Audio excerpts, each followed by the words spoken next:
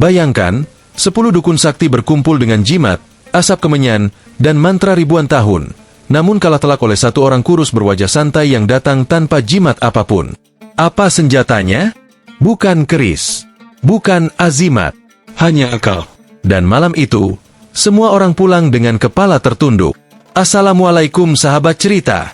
Sebelum lanjut, klik like, subscribe, dan share kisah ini ke teman-temanmu. Balon ucapan tulis di komentar.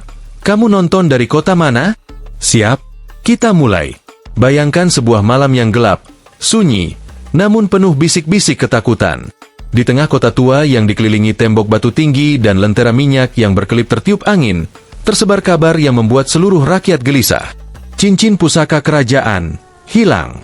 Bukan cincin biasa, bukan perhiasan untuk pamer, tapi cincin yang selama puluhan tahun dipercaya sebagai simbol wibawa, keberkahan, dan kekuatan tahta. Tanpa cincin itu, raja dianggap pincang. Tanpa cincin itu, istana terasa kosong. Para penjaga saling menuduh. Para pejabat saling curiga.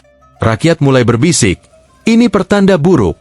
Dan di tengah kepanikan itu, raja membuat keputusan yang akan mengubah segalanya. Ia memanggil 10 dukun sakti dari penjuru negeri. Pagi berikutnya, halaman istana berubah seperti panggung dunia gaib. Satu persatu dukun datang dengan cara yang mencolok. Ada yang berjalan sambil menabur abu, ada yang membawa tongkat bertengkorak, ada yang matanya melotot seolah tak pernah tidur 7 malam. Jubah mereka hitam pekat, penuh simbol aneh. Bau kemenyan menyengat hidung, membuat rakyat mual sekaligus takut. Mereka bicara pelan, penuh misteri, seakan setiap kata adalah mantra. Cincin itu ditelan tanah. Tidak, dibawa makhluk halus. Salah, ada jin iri yang menyembunyikannya. Suasana makin panas. Raja duduk di singgasananya, wajahnya tegang. Semua berharap kesaktian akan menang. Namun, tepat saat semua mata terpaku pada para dukun, muncul sosok yang sama sekali tidak cocok dengan suasana. Seorang pria kurus, berpakaian sederhana, wajahnya santai, langkahnya ringan, seperti orang yang datang hanya untuk menonton. Abu Nawas tidak membawa tas, tidak membawa jimat, tidak membawa apapun selain senyum tipis dan mata yang tenang. Beberapa orang tertawa kecil. Dia mau apa? Bisik mereka. Seorang dukun melirik sinis. Ini bukan tempat badut. Tapi Abu Nawas tidak tersinggung. Ia berdiri di sudut halaman, mengamati. Tidak bicara, tidak menyela. Tapi pikirannya bekerja cepat, sangat cepat. Ketika raja akhirnya menoleh dan bertanya, Abu Nawas, kau datang membawa apa? Semua menahan napas. Abu Nawas mengangkat bahu pelan, lalu menjawab dengan suara tenang namun jelas, aku datang membawa akal. Tawa meledak. Para dukun terkekeh meremehkan. Akal? Kata salah satu dari mereka. Kami membawa ilmu ribuan tahun. Abu Nawas hanya tersenyum. Raja menghela napas panjang. Baik, kalian semua punya waktu semalam. Siapa menemukan cincin itu, dialah pemenangnya. Kalimat itu jatuh seperti palu. Tantangan dimulai. Kesaktian melawan logika. Jimat melawan pikiran. Dan tak satu pun menyadari siapa yang sebenarnya sedang unggul. Malam pun turun perlahan. Para dukun membentuk lingkaran besar, menancapkan jimat ke tanah, menggambar simbol aneh, melantunkan mantra keras-keras hingga suara mereka serak. Asap makin tebal. Beberapa rakyat mundur ketakutan.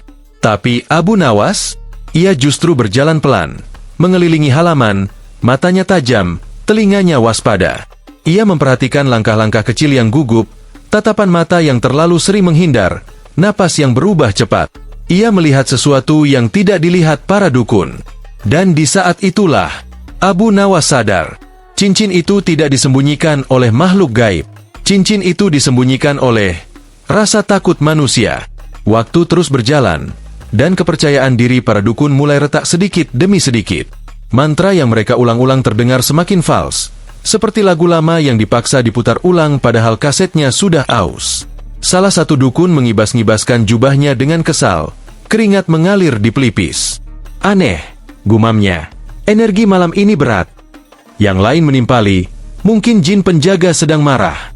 Mereka saling menatap, saling curiga, namun tak ada yang berani mengakui kegagalan. Sementara itu, Abu Nawas berhenti di dekat pilar batu, pura-pura menguap, seolah bosan. Padahal, di balik wajah santainya, ia sedang menghitung, bukan bintang, melainkan perilaku manusia. Tiba-tiba, salah satu dukun mengangkat tongkatnya tinggi-tinggi dan berteriak, "Cincin itu ada di dalam tanah." Rakyat menahan napas. Beberapa penjaga langsung menggali dengan panik. Tanah dibongkar, batu disingkirkan, tangan-tangan kotor bergerak cepat. Namun yang ditemukan hanyalah cacing dan akar kering. Hening. Dukun itu terdiam, lalu berdalih, lokasinya bergeser. Dukun lain mencoba peruntungan, menyebut arah angin, membaca bayangan lentera, bahkan menyuruh ayam berkokok di tengah malam. Abu Nawas menutup mulutnya, menahan tawa. Bukan karena ayamnya lucu, tapi karena kesalahan mereka sama. Mereka mencari kemana-mana, kecuali ke diri manusia. Abu Nawas melangkah pelan mendekati kerumunan pelayan istana. Ia menyapa satu persatu dengan senyum ramah, seperti pedagang yang menawarkan teh hangat. "Capek ya?" tanyanya ringan. Beberapa pelayan mengangguk canggung. Lalu matanya berhenti pada satu sosok, seorang pelayan muda dengan wajah pucat dan bahu tegang. Setiap kali para dukun berteriak, pelayan itu tersentak. Setiap kali raja berdiri, napasnya tercekat. Abu Nawas memperhatikan detail kecil.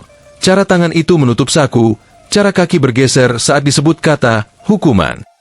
Abu Nawas tidak menuduh. Ia mengumpulkan bukti lewat kebiasaan.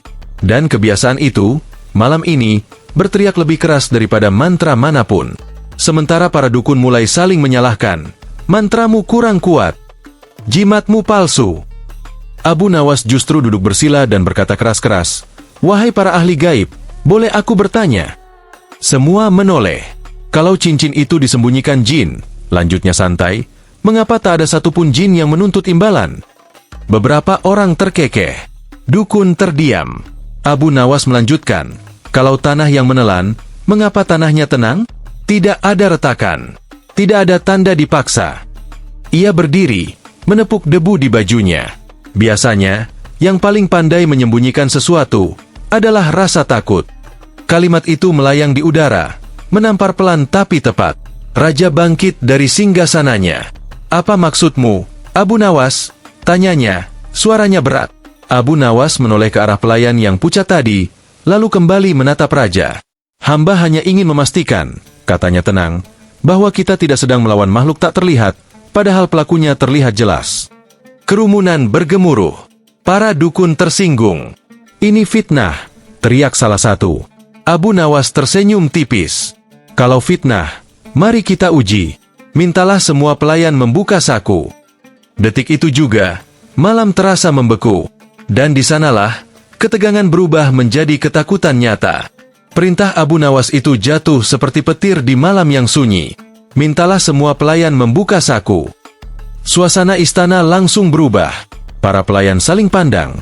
Beberapa menelan ludah, yang lain berpura-pura tenang. Raja mengangkat tangan perlahan, memberi isyarat agar perintah dijalankan. Satu persatu pelayan membuka saku mereka. Kosong. Hanya kunci, kain lep, dan remah roti. Namun ketika giliran pelayan muda yang sejak tadi gelisah itu maju, langkahnya goyah. Tangannya gemetar. Ia membuka satu saku. Kosong. Membuka saku kedua. Kosong.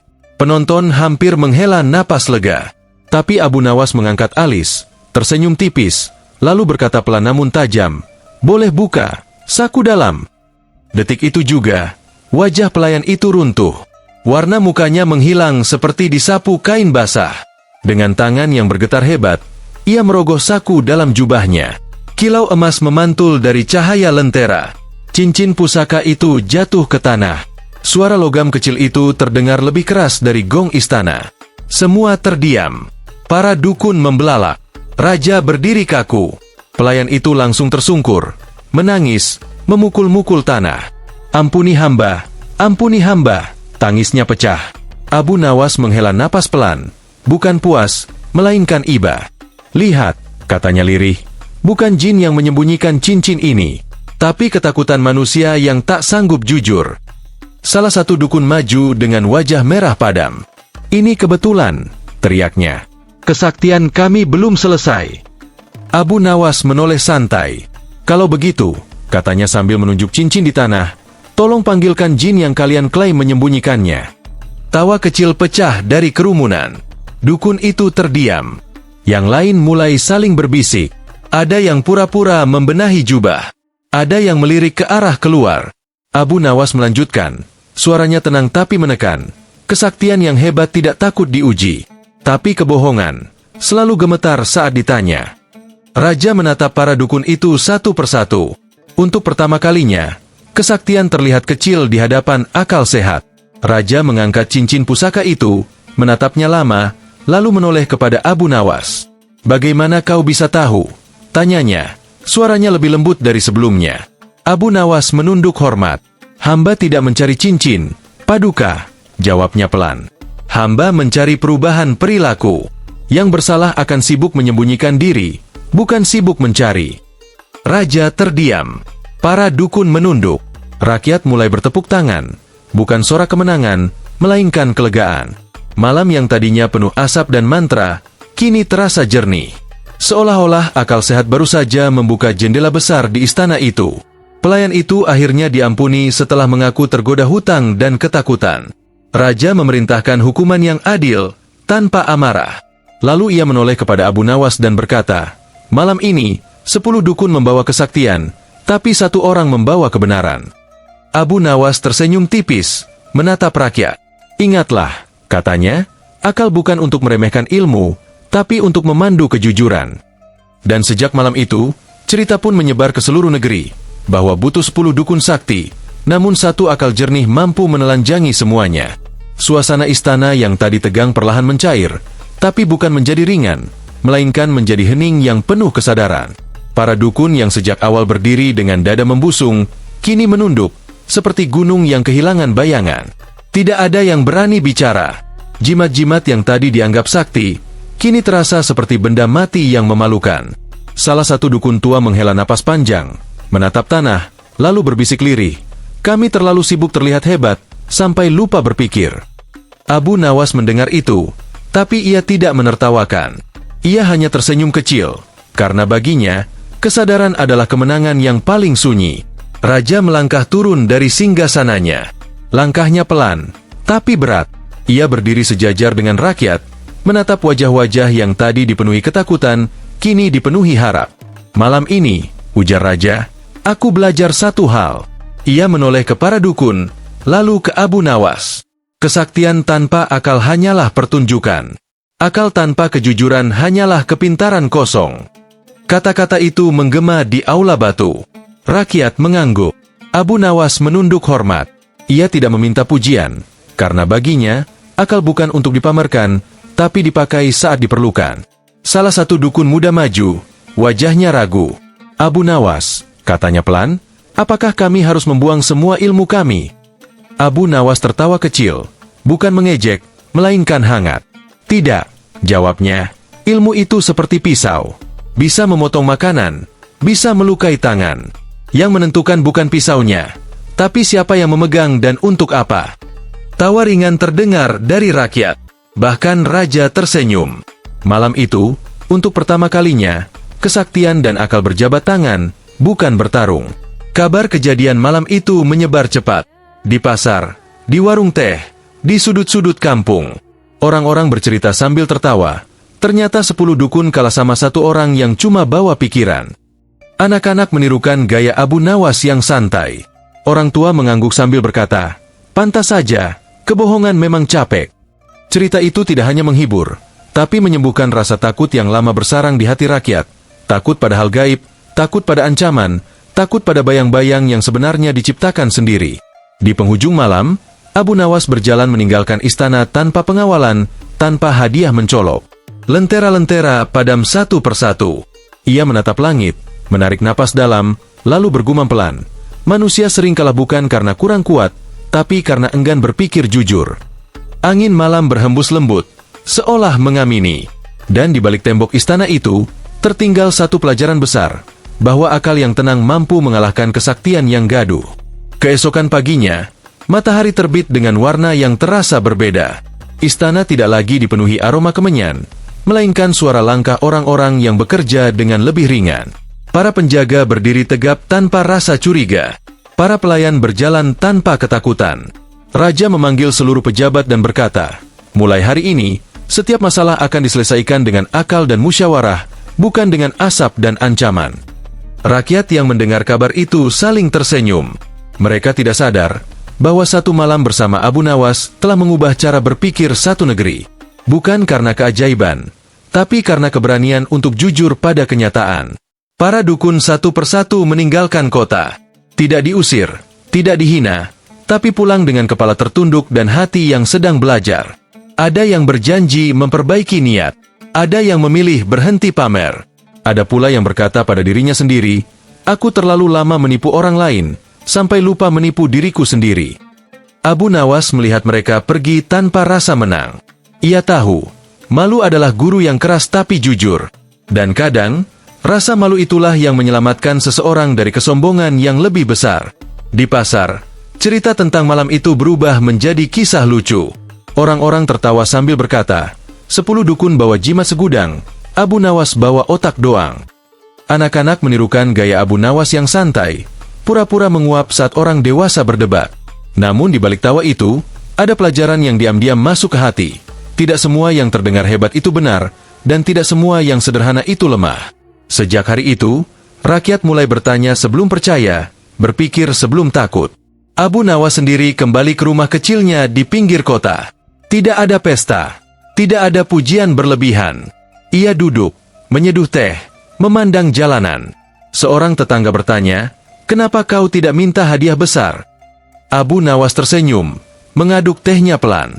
"Hadiah terbesar," katanya, "adalah melihat orang berhenti ditipu oleh ketakutannya sendiri." Ia menghela napas lega. Baginya, kemenangan bukan saat orang bertepuk tangan, tapi saat akal manusia kembali duduk di kursinya. Dan begitulah kisah ini dikenang. Butuh 10 dukun sakti, namun semua tumbang oleh satu hal sederhana, akal yang tenang dan jujur. Kisah ini bukan tentang meremehkan ilmu, bukan tentang mengejek kesaktian, tapi tentang mengingatkan bahwa manusia diciptakan dengan pikiran untuk dipakai, bukan ditinggalkan. Jika suatu hari kamu dihadapkan pada ketakutan, kebohongan, atau tipu daya, ingatlah Abu Nawas. Tarik napas. Pikirkan baik-baik. Karena seringkali, jawaban terbesar tidak tersembunyi di dunia gaib, tapi ada di kepalamu sendiri. Dari kisah ini, kita belajar satu hal besar yang sering kita lupakan. Bahwa manusia tidak selalu kalah karena kurang kekuatan, kurang ilmu, atau kurang kesaktian. Banyak orang kalah justru karena tak mau memakai akal sehatnya sendiri. 10 dukun dengan segala mantra, jimat, dan simbol kekuasaan, akhirnya tumbang bukan oleh kekuatan yang lebih besar, melainkan oleh pikiran yang tenang, jujur, dan berani melihat kenyataan. Abu Nawas mengajarkan bahwa kebohongan selalu ribut, selalu berisik, selalu butuh banyak alasan. Sementara kebenaran cukup berdiri diam, dan ia akan terlihat sendiri. Kisah ini bukan untuk merendahkan siapapun, bukan untuk mengejek ilmu atau tradisi, tapi untuk mengingatkan kita semua bahwa akal adalah anugerah paling mahal yang sering kita abaikan. Jangan mudah takut, jangan mudah kagum, dan jangan mudah percaya sebelum bertanya. Karena seringkali, masalah yang kita anggap gaib, menakutkan, dan rumit, ternyata hanyalah masalah manusia yang lupa jujur. Semoga kisah Abu Nawas ini bisa menjadi pengingat, sekaligus hiburan, dan bekal hidup bagi kita semua. Jika kamu merasa cerita ini bermanfaat, menghibur, atau membuatmu berpikir, jangan lupa like, subscribe, dan share ke orang-orang terdekatmu.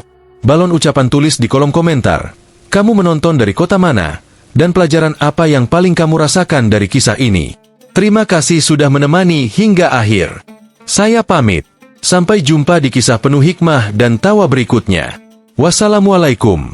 Pernah kepikiran, kenapa air laut asin? Raja besar dengan 1000 cendekiawan angkat tangan. Pendeta diam. Filsuf bingung. Lalu Abu Nawas datang. Cuma bawa sendok kayu dan senyum licik. Satu pertanyaan darinya. Istana langsung sunyi. Assalamualaikum sahabat cerita. Sebelum lanjut, like dulu videonya. Subscribe biar gak ketinggalan kisah lucu penuh hikmah. Tulis di komentar kalian dari kota mana. Dan jangan lupa share ke grup keluarga dan sahabat. Karena cerita ini bukan cuma bikin ketawa, tapi bikin mikir seumur hidup. Pernahkah kalian berhenti sejenak, menatap laut yang luas, mendengar debur ombaknya yang seolah tak pernah lelah, Lalu tiba-tiba muncul satu pertanyaan sederhana namun memukul pikiran. Kenapa air laut asin? Siapa yang pertama kali mengasinkannya? Kapan dimulainya? Dan untuk apa?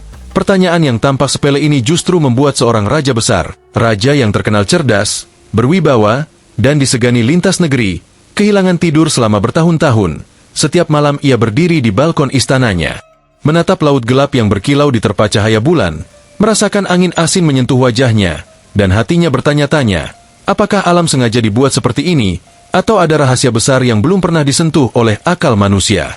Raja ini bukan raja sembarangan. Ia memiliki janggut panjang yang terawat rapi, mata tajam yang terbiasa membaca ribuan kitab, dan suara berat yang biasanya membuat seluruh istana terdiam. Ia dikelilingi emas, permata, dan pasukan terkuat. Namun satu pertanyaan kecil tentang air laut justru membuat pikirannya runtuh. Di ruang makan kerajaan yang megah, hidangan terbaik terasa hambar. Di ruang sidang yang penuh cendekiawan, kepalanya terasa berat, dan setiap kali sendok menyentuh sup di mangkuk emasnya, ia selalu teringat pada rasa asin laut yang tak pernah berubah sejak ia kecil hingga menjadi raja. Akhirnya raja memanggil seluruh ilmuwan, filsuf, tabib, dan orang-orang yang mengaku paling pintar dari berbagai penjuru negeri. Istana mendadak dipenuhi jubah panjang, suara diskusi, dan aroma tinta kitab. Mereka datang dengan dada membusung dan keyakinan tinggi, masing-masing yakin bisa menjawab pertanyaan raja. Namun satu persatu jawaban justru membuat dahi raja semakin berkerut. Ada yang bicara tentang bebatuan, tentang waktu ribuan tahun, tentang teori yang panjangnya melebihi jalan menuju laut itu sendiri, sampai raja hanya bisa mengangguk tanpa benar-benar mengerti, karena jawaban mereka terdengar pintar, tapi tidak menyentuh hati.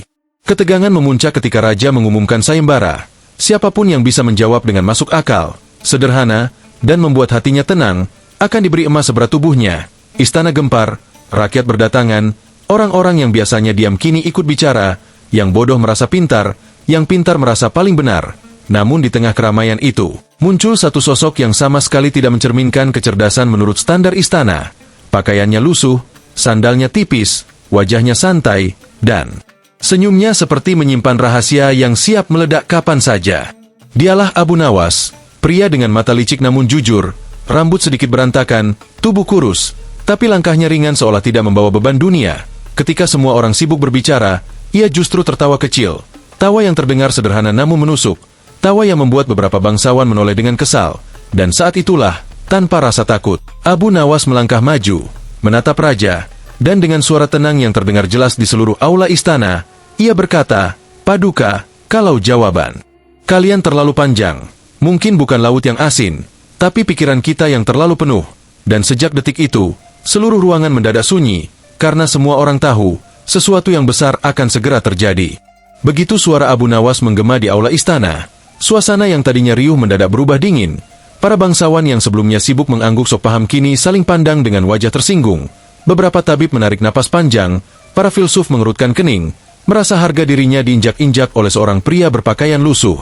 Sementara pengawal istana mulai merapatkan barisan, tangan mereka menggenggam tombak, siap mengusir siapapun yang dianggap lancang. Namun anehnya, raja tidak langsung marah. Justru matanya menatap Abu Nawas lebih lama, seolah sedang menimbang sesuatu yang tidak bisa diukur dengan emas atau jabatan. Siapa namamu? Tanya raja dengan suara berat yang biasanya membuat lutut orang gemetar. Namun Abu Nawas hanya tersenyum kecil, senyum orang yang tidak merasa lebih tinggi, tapi juga tidak merasa lebih rendah. Hamba hanya orang biasa, Paduka, orang yang sering ditertawakan, tapi jarang menertawakan orang lain. Jawabnya tenang. Jawaban itu membuat sebagian hadirin tersenyum sinis, mengira Abu Nawas sedang mencari sensasi, namun raja justru semakin tertarik, karena dalam hidupnya yang penuh kepalsuan, ia jarang mendengar jawaban yang tidak dibuat-buat. Raja memberi isyarat agar Abu Nawas mendekat. Langkah Abu Nawas ringan, tidak tergesa, tidak takut. Ia berdiri di tengah aula, dikelilingi orang-orang terpelajar yang wajahnya kini tegang. Kau bilang pikiran kami terlalu penuh, ujar raja. Kalau begitu, jelaskan dengan cara sederhana, tanpa kitab, tanpa teori panjang. Beberapa cendekiawan tertawa kecil, yakin Abu Nawas akan terdiam. Namun justru saat itulah Abu Nawas meminta sesuatu yang membuat seluruh aula tercengang. Hamba hanya perlu air laut, air sungai, dan 1 sendok kayu. Tawa kecil pecah di sudut ruangan. Ada yang menutup mulut menahan geli, ada pula yang terang-terangan mencibir. Seorang bangsawan berbisik, apakah istana ini berubah jadi dapur? Namun raja mengangkat tangan, memerintahkan agar permintaan itu dipenuhi. Tak lama kemudian, seorang pelayan datang membawa 2 mangkuk sederhana. Satu berisi air laut yang asin menusuk lidah, satu lagi air sungai yang jernih dan tawar. Abu Nawas menatap kedua mangkuk itu dengan serius, seolah sedang melihat wajah 2 manusia dengan nasib berbeda. Di saat semua orang menunggu dengan campuran ejekan dan penasaran, Abu Nawas menyendok air laut, mencicipinya perlahan, lalu mengangguk. Asin, katanya singkat. Kemudian ia menyendok air sungai, meminumnya sedikit. Tawar, lanjutnya. Dan saat itulah ia mengangkat kepalanya, menatap raja dan seluruh hadirin, lalu berkata dengan suara yang tidak keras, tapi menusuk lebih dalam dari teriakan. Sekarang izinkan hamba bertanya, Paduka, dari 2 air ini, mana yang lebih sering menerima keluhan, doa, sumpah, dan air mata manusia? Pertanyaan itu menggantung di udara, membuat senyum ejekan perlahan menghilang, digantikan keheningan yang berat, karena tanpa disadari, Abu Nawas telah menyeret semua orang ke arah jawaban yang tidak mereka duga. Pertanyaan Abu Nawas menggantung di udara seperti awan gelap sebelum badai. Tidak ada yang langsung menjawab, bukan karena mereka tidak punya mulut, tetapi karena untuk pertama kalinya mereka merasa lidah mereka terlalu berat. Para bangsawan yang tadi tertawa kini menelan ludah. Para cendekiawan yang biasanya lancar berbicara tiba-tiba sibuk menunduk, sementara raja sendiri terdiam. Matanya tidak lagi menatap laut di kejauhan, melainkan menatap ke dalam pikirannya sendiri, karena pertanyaan itu sederhana, tapi menusuk. Mana yang lebih sering menerima keluhan? Doa, sumpah, dan air mata manusia, sungai atau laut, dan tanpa disadari, setiap orang di ruangan itu sudah tahu jawabannya, hanya saja mereka takut mengakuinya. Abu Nawas melangkah pelan, suaranya tetap tenang, tapi ada getar emosi yang mulai terasa. Paduka, katanya, setiap manusia yang patah hati, setiap orang miskin yang dizalimi, setiap ibu yang kehilangan anak, setiap ayah yang gagal memberi makan keluarganya, kemana mereka mengadu? Ia berhenti sejenak, membiarkan suasana semakin berat.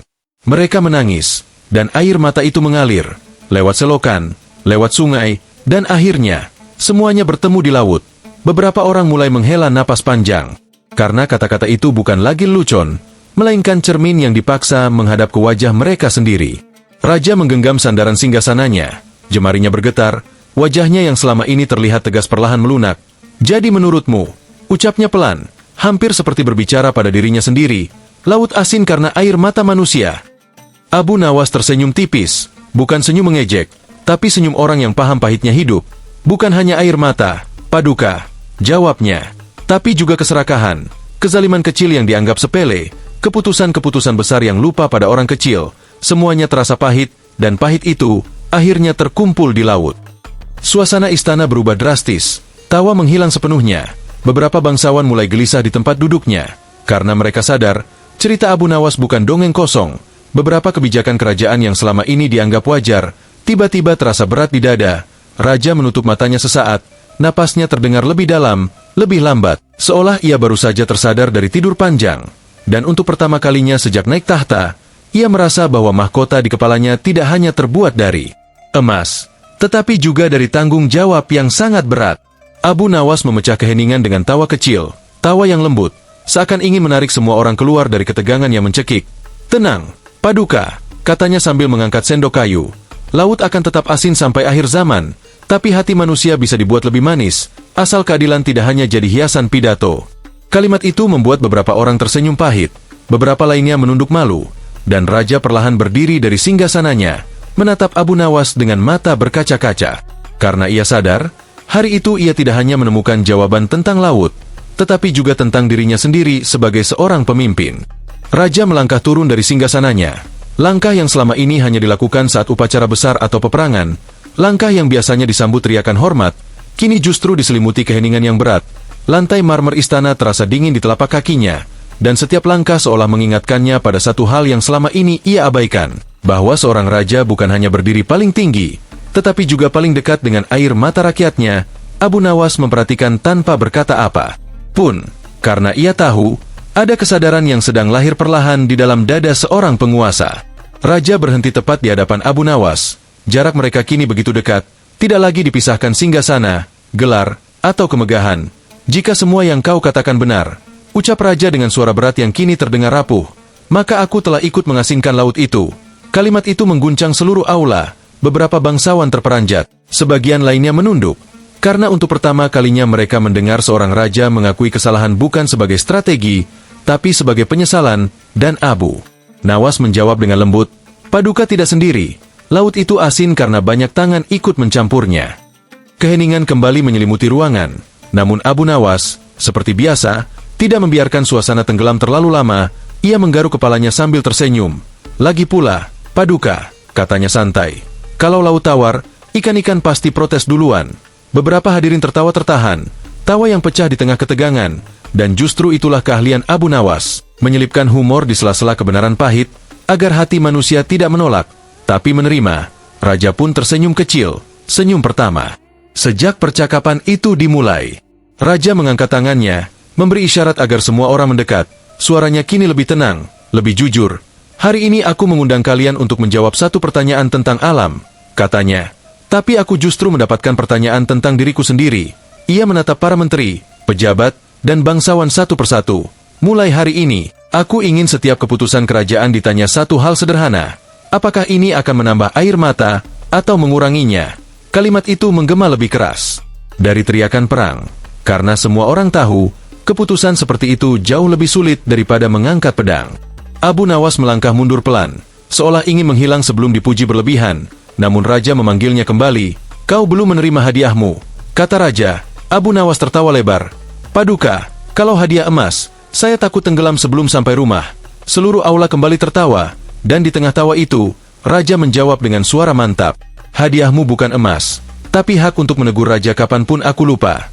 Abu Nawas terdiam sesaat, lalu menunduk hormat, karena ia tahu, hari itu bukan hanya laut yang tetap asin, tetapi hati seorang pemimpin telah berubah.